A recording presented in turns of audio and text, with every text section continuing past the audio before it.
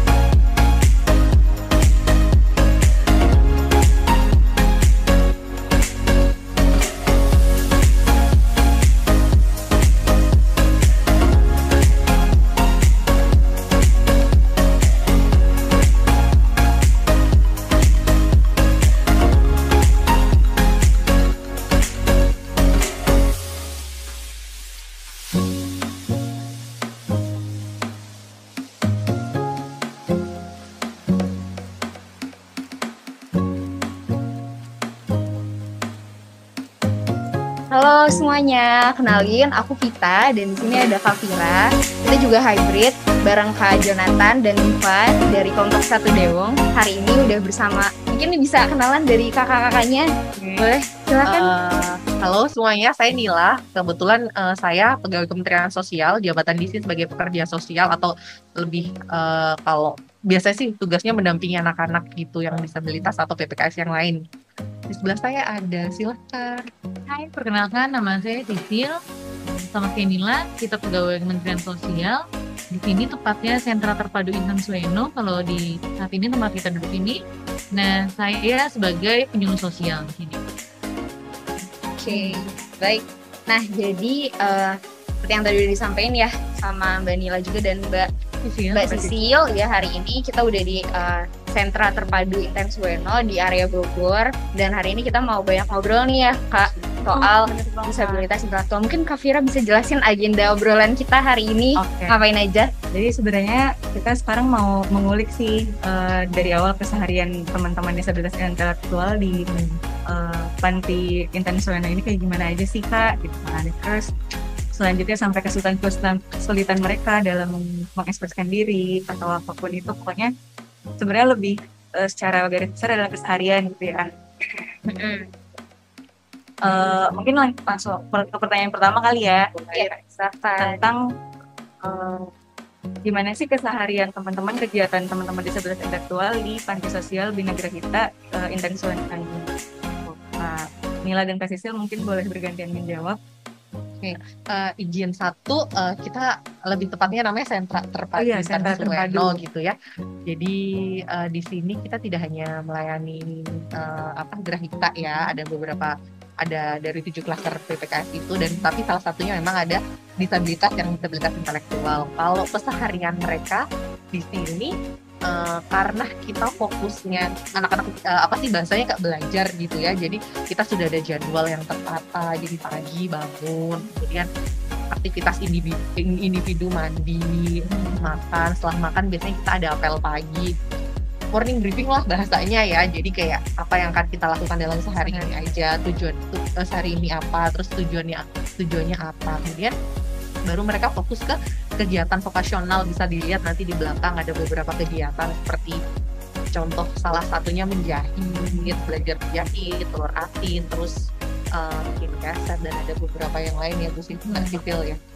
Terus setelah itu siang, karena mayoritas muslim, ada musola dan mereka juga sholat gitu kan, setelah sholat makan siang, kemudian dilanjutkan dengan aktivitas yang lebih ringan. Biasanya kita lebih ke kesenian sih setelah makan siang, kayak ada musik kan, ini ada keyboard, mereka entertain. Maksudnya kalau setelah seharian jadwalnya agak menguras tenaga gitu kan, jadi di siangnya ntar entertain gitu, terus dilanjutkan dengan kegiatan pribadi selanjutnya. Kalau untuk mungkin aku kulik sedikit lagi ya. Iya. Kalau untuk kegiatan-kegiatan vokasional sendiri, kalau teman-teman di disabilitas intelektual apa aja ya? Ini kegiatan. Vokasional kita punya ada menjahit, telur asin, pembuatan keset, terus bikin kue gluten free, ciwitan sama hijab ciwitan. Nah, itu. Nah, kalau sebenarnya sih kalau disabilitas intelektual itu kan tidak terlihat secara kasat mata ya. Jadi kalau keseharian pun memang tidak terlalu berbeda jauh, asalkan memang kegiatan-kegiatan yang dilakukannya ringan gitu. Nah, yang kesenian kayak tadi Mbak Nila bilang itu juga salah satu terapi juga sebenarnya gitu. Kan mereka juga suka sulit untuk berkomunikasi, bersosialisasi ya. Dari awalnya mungkin mereka masih malu-malu, ntar lama-lama tuh mereka udah mau nyanyi sendiri. Oh iya. Kalau progresnya juga bisa dibilang ada beberapa mungkin yang jauh lebih cepat juga gitu ya untuk beradaptasinya. Apa gimana tuh Kak? Pasti ada progres. Pasti ada progres. Dari awal biasanya kita juga punya salah satu contoh nih, anaknya Bu Nila nih, Nok dari sudah ketemu. Iya, dari pendiam banget kan. Itu sekarang udah bisa senyum, bisa ngobrol. Tadinya tuh bener-bener diam. Iya. Iya. Oke deh, mungkin kalau dari yang lagi hybrid nih sama kita di Zoom ada Kak Jonathan dan Diva, ada pertanyaan nggak untuk Mbak Sisil dan Mbak Nila? Ada dong. Sebenarnya thank you Kak Nila dan Kak Sisil buat jawabannya. Aku jadi penasaran nih kalau misalnya lebih gede lagi ya Kak suaranya. Sorry. Oh, sih. Kalau misalnya dari aku penasaran banget sih Kak, gimana sih spesifiknya untuk teman-teman yang berdisabilitas perkembangan dan intelektual itu terkait kesulitan-kesulitan yang mereka hadapi selama menjalani kegiatan-kegiatan yang ada di sentra sana Kak. Mungkin yang secara general apa aja sih kesulitan-kesulitan yang mereka dapetin, yang mereka hadapi. Jadi salah satunya itu kemampuan menangkap instruksi ya. Jadi kita siasati apa dengan ritme yang lebih pelan gitu, berulang. Kita memberikan instruksi berulang. Kemudian sambil kita bimbing kayak minta tolong apa dan harus diulang, dan ternyata itu mereka belum nangkep ya, berarti step selanjutnya kita harus bimbing, itu salah satunya. Terus apa ya, kalau ngobrol jarang yang suka ngobrol, ada beberapa yang suka ngobrol, suka cerita, tapi itu nggak banyak. Kebanyakan kalau ada apa-apa itu harus kita pancing dulu, berulang kita pancing. Terus apa lagi? Jadi lebih kayak ke kita memperlakukan anak TK. Jadi kalau gampang itu bagaimana mbak-mbak, mas-mas di sini berkomunikasi sama anak TK. Nah, seperti itulah kurang lebih sama teman-teman Grahita. Jadi semua intelektualnya, terus maksudnya memperlakukan yang lainnya juga, misalnya kayak nyuruh ya, kita mau nyuruh, minta tolong, semuanya juga sama kayak gitu. Mereka masih suka berantem kecil sama temannya. Itu persis kayak anak TK gitu. Iya. Jadi gimana kita ngajarinnya segala macamnya itu juga perlu berulang kali, terus juga bertahap gitu ya, dari dasarnya dulu gitu, jangan langsung selalu maunya apa gitu karena ya mereka juga mesti memproses dulu gitu ya. Contohnya kayak itu telur asin tuh, itu harus jadi yang ngajarin nggak bisa pedagogi gitu ya. Jadi memang harus kita juga bantuin gitu sama-sama. Iya, bareng-bareng. Jadi dicontohin juga. Meskipun itu kayak sederhana, langkahnya cuma sederhana, tapi itu cuma harus diulang sampai mereka terbiasa gitu sih. Kalau kata Mbak Nila tadi, kemampuan menangkap instruksi ya, harus berulang-ulang ya. I see Mbak, I see. Tapi kalau misalnya kita ngomongin tentang kesehatan gitu ya Mbak, ada nggak sih peristiwa atau pengalaman-pengalaman di sentra, ada yang mengalami rasa sakit, terus gimana sih mereka kesulitannya dalam mengekspresikan rasa sakit? Paling umum untuk mereka mengekspresikan rasa sakit. Jarang memang yang mau ngomong ya, jadi kami ditugaskan untuk menangkap sinyal gitu kan. Kalau ada sesuatu yang aneh, kita paham gesturnya, misal pagi nggak mau bangun, nggak mau ngomong, berarti ya udah kita yang proaktif, berarti ini kenapa gitu kan. Terus sama ngandalin lingkungan sekitar, kita warning ke teman-teman seruangan ini. Kita biasa ini kalau ada teman yang aneh sedikit, lapor ke pembimbing gitu, biar kita lebih aware juga, karena mereka jarang mau ngomong, artinya kita harus peka untuk menangkap sinyal-sinyal yang keluar dari mereka sekecil apapun gitu kan. Benar, karena kan setiap penerima manfaat ya, kita sebut klien ya, penerima manfaat itu memiliki pekerja sosial pengampunya gitu. Jadi misalnya 3 anak, nah pengampunya siapa? Nah, jadi biasanya memang peksosnya atau social worker-nya itu yang nanti lebih aware, biasanya kayak tadi yang saya bilang contohnya Mbak Nila ini megang knock kan. Ya, jadi biasanya gesternya juga udah lebih tahu karena kan sudah terbangun raportnya juga antara Mbak Nila sama knocknya. Berarti progres perkembangannya segala macam itu juga dari masing-masing pendampingnya tadi ya. Sebutnya Pekerja sosialnya. Gitu. Kayak gitu teman-teman, berarti setiap klien tadi disebutnya atau siswa di sini itu pasti didampingi sama pekerja sosial gitu. Soalnya mungkin per grup gitu ya 3 orang, satu pekerja sosial untuk selalu memantau dan juga memperhatikan, apalagi tadi ya harus peka juga sama perasaan mereka gimana gitu, karena ya balik lagi karena mereka juga mengalami kesulitan untuk berkomunikasi tentang gejala-gejala apa aja sih yang mereka lagi alami gitu, atau mungkin hal-hal yang mereka rasakan kayak gitu. Mungkin aku follow up sedikit nih sama pertanyaan follow up. Kan kalau tadi kata Mbak Nila, kita butuh memahami lebih dalam kan di lingkungannya masing-masing, di lingkungan ini, sentra terpadu ini juga. Kalau menurut Mbak Nila sama Mbak Sisi sendiri, untuk memahami teman-teman disabilitas intelektual ini di luar gitu, kan kalau ini udah ada teman-teman Pexos gitu. Kalau untuk orang awam nih kayak kita, kayak aku misalnya ketemu di jalan atau gimana, apa sih tips untuk memahami teman-teman itu gitu? Apakah tidak boleh langsung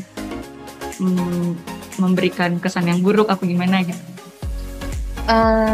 Kalau kita kan prosesnya agak panjang ya, kita ada assessment, ada segala macam. Biasanya kalau ketemu di jalan gitu, mereka disabilitasnya tidak terlihat kan. Jadi kok disabilitas lain kan kita tahu, kalau disabilitas intelektual nggak ada ciri fisiknya, ciri-ciri yang bisa kita ketahui nggak ada. Jadi dan kalau misalnya memang tahu, misalnya pasti kan tahu dari tetangga atau apa. Nah, yang harus kita lakuin pertama pasti kan tidak stigmatisasi ya. Stigma. Iya. Dan yang kedua, coba bicara dengan cara yang paling sederhana. Jadi jangan maksudnya kita kadang gini, dia mah nggak ngerti, dia mau belet, itu kan gitu stigma. Nah, jangan kayak gitu. Jadi coba ngomong lagi, jadinya tadi gimana ya nggak paham, pelan-pelan kayak gitu. Lebih ke gitu sih. Karena emang mereka kan pertama itu masalahnya karena daya tangkap itu intelektualnya gitu. Jadi ya memang respon kita juga harus benar-benar pelan-pelan, sabar. Pelan-pelan dan jangan langsung stigma ya. Betul. Bentar Kak, aku cek dulu kameranya masih ongoing nggak? Oke.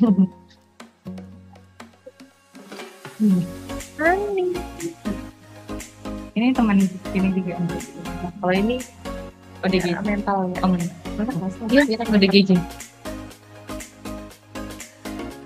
Bedanya apa sih tuh kalau ODGJ mentalnya, psikisnya, kalau intelektual tuh lebih ke IQ. Itu udah recording kan ya Kak ya? Udah. Oke, sip. Boleh mungkin kita lanjut kali ya. Kalau dari Diva gimana nih Div? Ada pertanyaan nggak yang mau disampaikan? Aku ada juga nih. Sebelumnya makasih banyak ya untuk kesempatannya. Suara aku kurang besar ya? Boleh digedein tuh? Iya boleh Div. Oke. Sebelumnya makasih banyak atas kesempatannya. Dan sebenarnya ini tuh menyambung pertanyaan Kak Jo tadi tentang kesehatan teman-teman Grahita di sana. Misalkan dari teman-teman Grahitanya itu kan tidak terlalu mengkomunikasikan gitu ya. Dan misalnya untuk menangkap sinyalnya juga susah. Apakah pernah ada pengalaman ketika hal itu terjadi gitu? Jadi misalnya butuh pertolongan atas penyakit tapi penanganannya telat atau seperti apa? Apakah ada pengalaman seperti itu mungkin?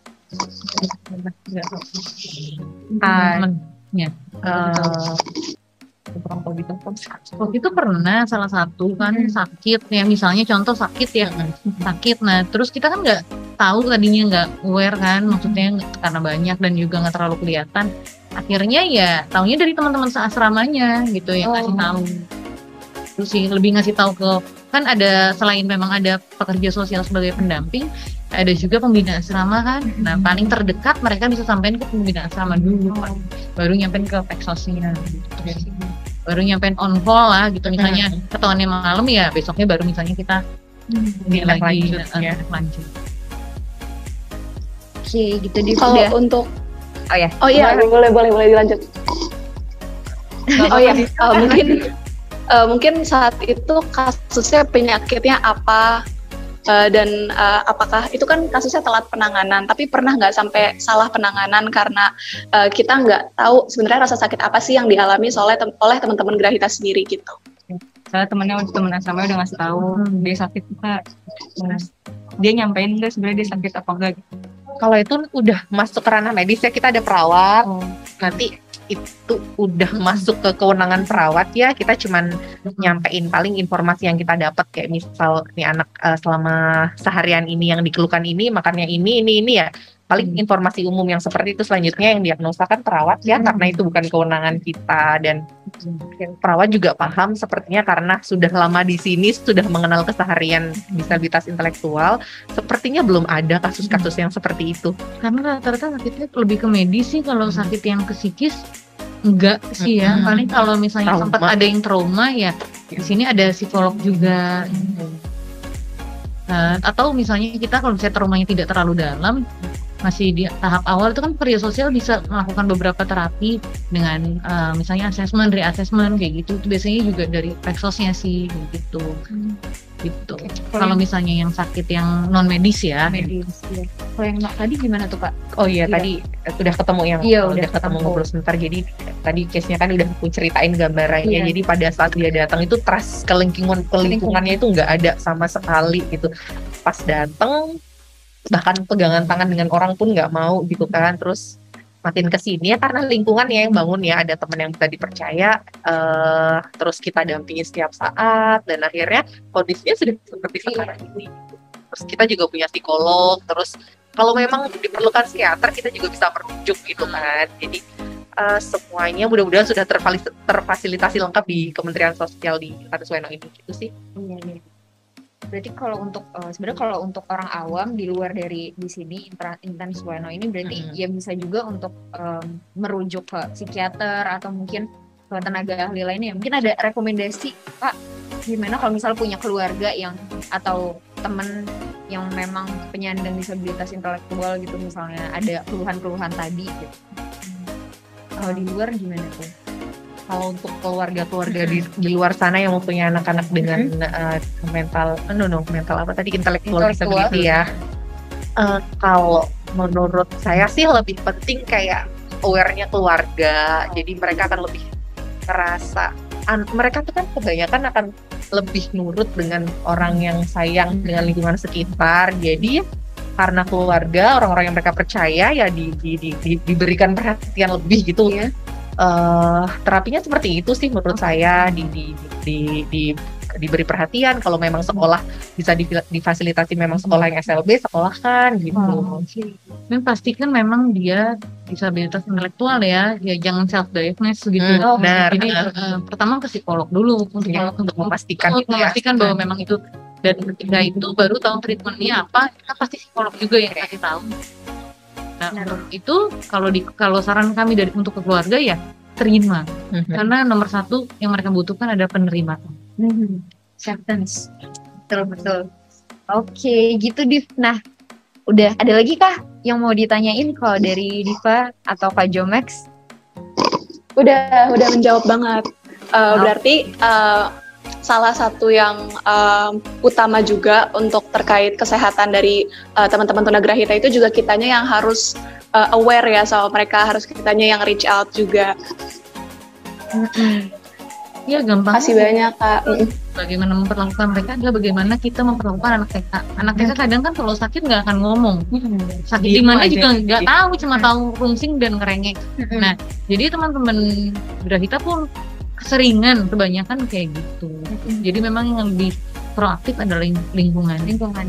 Iya, sebenarnya ini nyambung juga sih sama pertanyaan. Ini udah mulai masuk pertanyaan terakhir, kayak gimana sih cara kita berkomunikasi sama mereka, membangun komunikasi dan relasi. Mungkin kalau ada step by step yang lebih rincinya nih, yang ya secara kasarnya gitu dari Mbak Nila atau Mbak Sisil, ada nggak untuk berkomunikasi gitu? Kalau orang open ke kita, mau terbuka, mau jalin relation sama kita tuh nomor satu trust ya. Kita bangun trust dulu, tunjukkan performa, tunjukkan citra diri bahwa kita adalah orang yang bisa dipercaya, orang yang bisa dijadikan tempat untuk dia dalam keadaan apapun. Itu trust. Terus nyambung basis acceptance, kita terima kondisi. Ya udah, emang dia gini, kita paham. Terus kita mau mengulang instruksi lagi dan kita nggak keberatan, jangan tunjukin muka bete gitu kan, kayak ambilin ini, maksudnya tunjuk ekspresi seperti itu jangan. Jadi kayak trust yang udah kita bangun runtuh karena ekspresi kita yang tidak menyenangkan. Kita tunjukkan bahwa kita menerima mereka, terus perlakukan mereka dengan baik gitu. Manusia kan manusia. Gitu. Tunjuk Mbak Sisil, apalagi Mbak? Karena otomatis sih setelah trust kebangun, hubungan yang baik itu kebangun, raportnya terbangun antara kita dengan si PM ya pada malam itu mereka kan lebih mudah kok untuk ngobrol, untuk ngomong gitu, untuk lebih enak ngomongin apapun gitu. Bahkan ketika mereka kurang enak pun mereka mau cerita. Ya itu yang penting ya, berarti teman-teman trust-nya dari awal udah harus dibangun nih. Iya. Gitu. Jangan maksudnya ketika kita lagi ngobrol sama mereka kita sibuk main handphone. Sama aja orang yang tidak disabilitas pun tidak ingin general ya. Gitu. Apalagi mereka yang biasanya lebih sensitif ya. Oke. Nah, tadi juga sempat udah cerita ya kalau nanti hasil akhir di Dewung itu kita mau ada semacam bikin buku apa Kak Vira tadi namanya alternative communication. Iya, jadi media gambar gitu ya, media supaya visualisasi supaya teman-teman disabilitas perkembangan dan intelektual ini bisa lebih memahami dan bisa paham gimana mereka mengkomunikasikan rasa sakitnya atau mungkin apa yang mereka alami, apa mereka rasakan gitu melalui pembelajaran di buku-buku ilustrasi visualisasi tersebut. Nah, kira-kira kalau dari teman-teman penyandang disabilitas intelektual ini suatu langkah yang tepat nggak sih, atau mungkin bisa ada ide-ide lain nih untuk mereka bisa belajar setidaknya untuk secara individual gitu ya dari metode pembelajaran tadi. Dari tanggapan Mbak Nila atau Mbak Sisil gimana? Pelaku yang mendampingi teman-teman disabilitas. Bikin yang mudah, banyak gambar, banyak warna. Yang mudah dimengerti bahasanya, banyak gambar, banyak warna.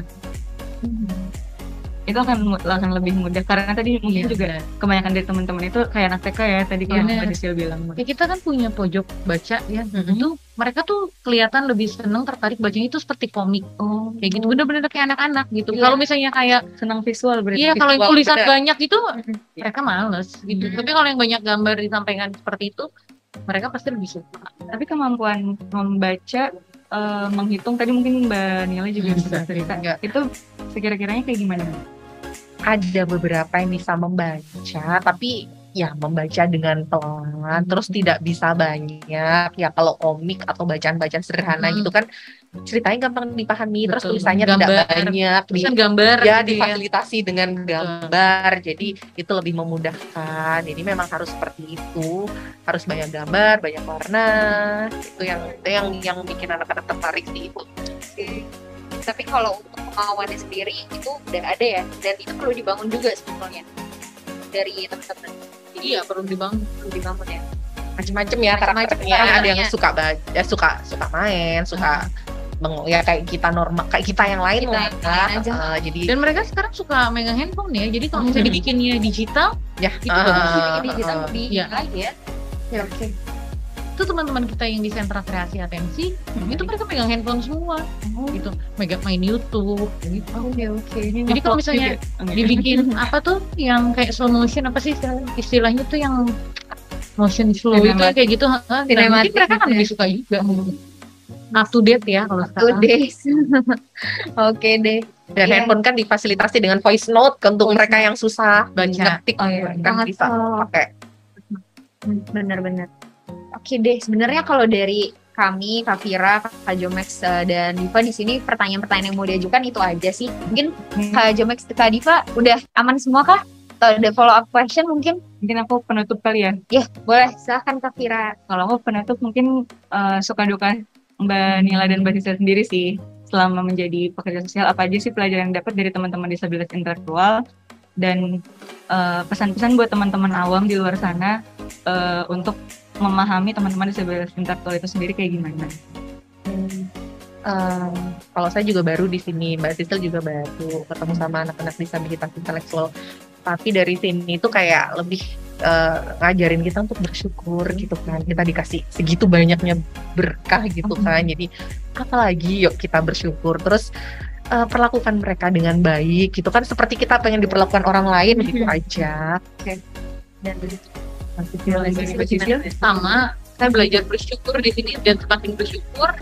Dan buat orang tua yang punya anak disabilitas intelektual, tetap syukuri. Nomor satu adalah yang saya bilang tadi, terima. Walaupun mungkin sulit, tapi kalau bukan dari keluarga sendiri yang menerima, orang akan lebih sulit untuk menerima. Jadi bagaimana kita memperlakukan anak atau keluarga kita, itu adalah bagaimana orang lain akan memperlakukan juga seperti itu gitu. Kita harus menerima dan menghargai ya, lebih kayak gitu. Kayak gitu sih, saya yang paling pertama sih bersyukur. Dan buat orang tua di luar sana yang tidak memiliki anak disabilitas, berarti akan lebih bersyukur juga harusnya. Iya, harus lebih bersyukur juga. Betul.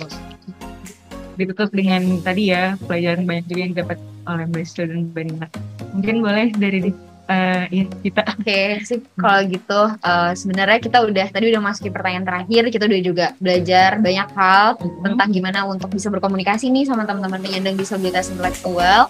Dan mungkin dari teman-teman Dewan Social Impactor udah segitu dulu aja. Nanti kita bakal bahas lagi lebih lanjut banyak hal soal disabilitas intelektual di video-video selanjutnya. Gitu. Terima kasih semuanya sudah menonton. Semoga bermanfaat untuk kalian semua. Bye. Thank you.